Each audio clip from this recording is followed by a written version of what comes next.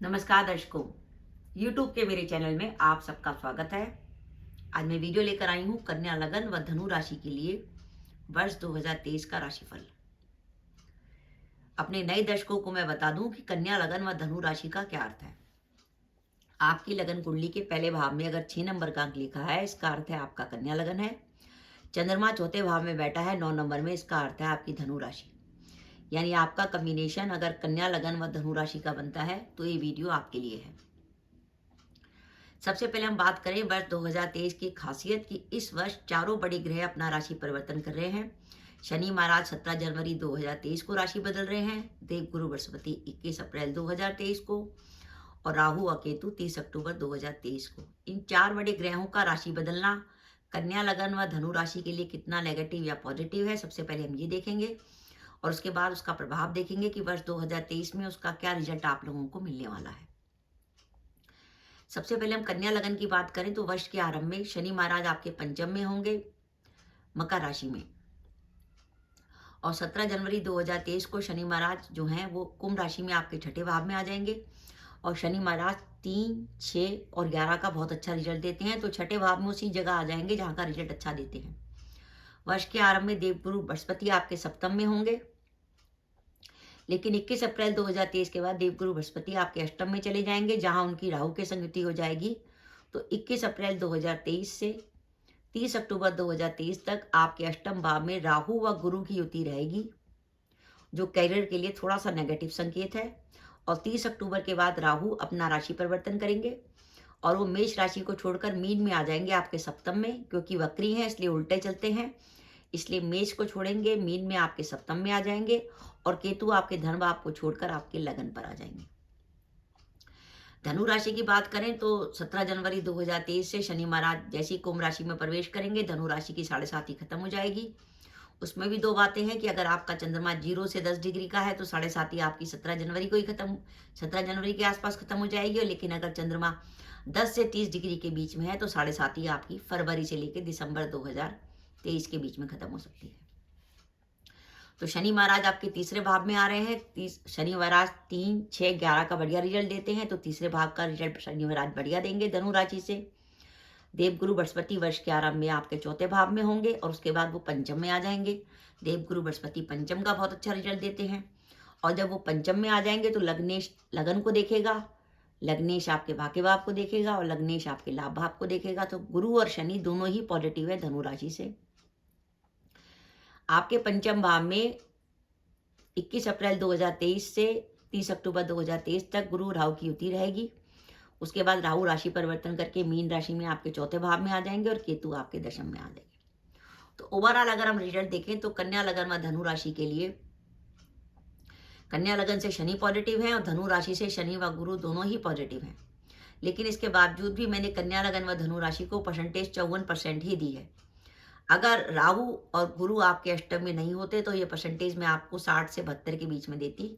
लेकिन राहु और गुरु का अष्टम में रहना कन्या लगन व धनु राशि के लिए इस बात का संकेत है कि आपको 21 अप्रैल 2023 से 30 अक्टूबर 2023 तक अपने जो भी जिस भी फील्ड में है उस फील्ड में आपको सावधानी रखनी पड़ेगी, चाहे आप व्यापार करते हैं या जॉब करते हैं। साथ ही साथ क्योंकि सप्तमेश आपके छठे भाव में अष्टम में चला जाएगा, इसलिए दाम्पत्य जीवन में भी आपको सावधानी रखनी पड़ेगी।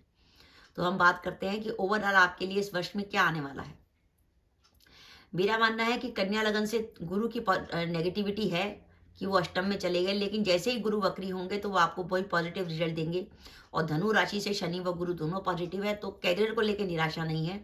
वर्ष 2023 में आपके पास नई अपॉर्चुनिटीज आएंगी। आप जॉब की तलाश में थे, आपको जॉब मिल सकती है, वर्तमान जॉब को आप बदल भी सकते हैं और आप चाहें तो अपने ऑफिस में अपनी प्रमोशन का भी प्रयास कर सकते हैं। और व्यापार में अपना कोई नया काम शुरू करना चाहें तो वो भी कर सकते हैं। उसमें ध्यान रखिएगा कि नया काम 21 अप्रैल से 30 अक्टूबर 2023 के बीच में शुरू ना करें। या तो नया काम आप 21 अप्रैल से पहले कर लें या फिर 30 अक्टूबर के बाद करें, तो आपके लिए पॉजिटिव रहेगा। और जब गुरु वक्री हो उस समय भी आप नया काम कर सकते हैं। हाँ, अगर आपका व्यापार पार्टनरशिप में चलता है तो मैं कहूंगी कि इस बार सावधानी रखिएगा, क्योंकि सप्तमेश अष्टम में आया है और राहु के संग युति इस बात का संकेत दे रही है, क्योंकि राहु भरमाने वाला ग्रह है। आप किसी भ्रम की स्थिति में ना पड़ जाएं और राहु और गुरु का अष्टम में रहना किसी प्रकार की धन की हानि का भी संकेत है। तो धन हानि से भी अपने को बचा के चलिएगा अगर आप व्यापार में हैं।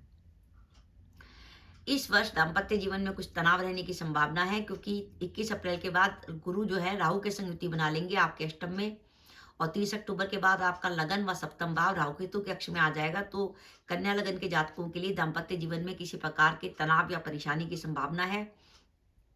आप उपाय के तौर पर हर शनिवार को सूर्यास्त होने के बाद चमेली के तेल का दीपक जलाकर सुंदरकांड का पाठ कर सकते हैं। उससे दाम्पत्य जीवन में आपको आसानी रहेगी।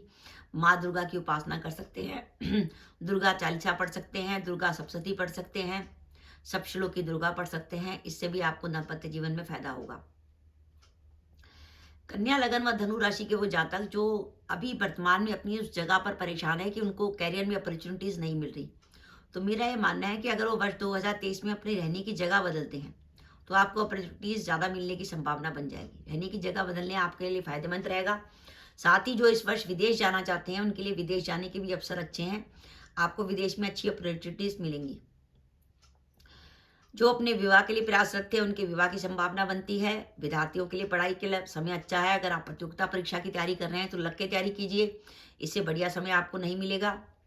और जो अपना संतान प्लान करना चाहते हैं वो संतान भी प्लान कर सकते हैं।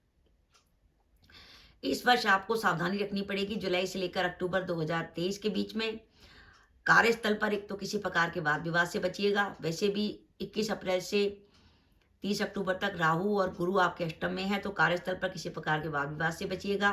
व्यापार करते हैं तो कोई भी निवेश है सोच विचार के करिएगा। कोई भी धन से जुड़ा लेन देन सोच विचार के करिएगा। किसी को पैसा उधार मत दीजिएगा, धन हानि होने की संभावना है।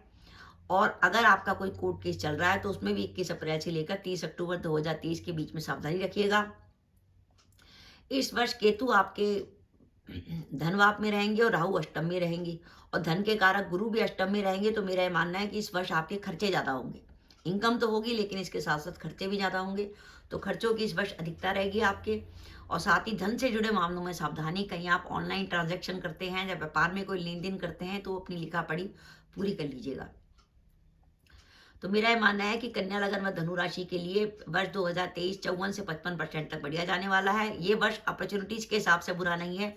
आपके पास अपॉर्चुनिटीज तो आएंगी, लेकिन जो राहु और गुरु अष्टम में बैठे हैं वो अचानक किसी प्रकार की कोई आकस्मिक दुर्घटना या किसी प्रकार की समस्या का संकेत देते हैं कि आप चाहे जॉब करते हो या व्यापार करते हो, अचानक ऐसी कोई नेगेटिव घटना घट जाए जो आपके लिए नेगेटिव समस्या बन जाए।